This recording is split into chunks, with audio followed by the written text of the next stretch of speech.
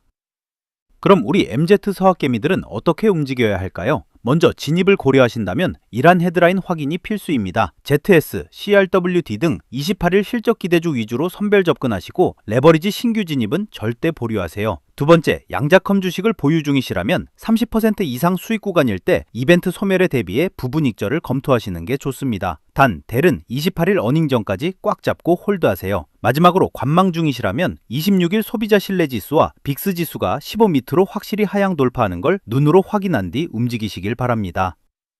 마지막으로 서학개미 특진주 추적 포인트를 보충하며 마무리할게요. 니게티 롱쇼 대 물린분들, 26일 화요일장 개시 후 이벤트 매물 출회 여부가 진짜 방향을 결정할 겁니다. 가장 중요한 건 레버리지 경보 구간 모니터링이에요. 21일 75%에서 22일 67.8%로 소폭 내리긴 했지만 여전히 치명적입니다. 26일에 이 수치가 50% 이하로 회복되어야만 시장이 정상화됐다는 핵심 시그널이 됩니다. 닥터케이가 다시 한번 강력히 경고합니다. 펀더멘탈이 아닌 이벤트 드리븐 레버리지 추격은 언제든 강력한 역풍을 맞을 수 있습니다. 오늘 내용은 투자 참고용이며 투자 권유가 아닙니다. 다음 영상은 메모리얼 데이 직후 28일 PCE와 델 특집으로 돌아오겠습니다. 지금까지 K트렌드 US의 닥터K였습니다.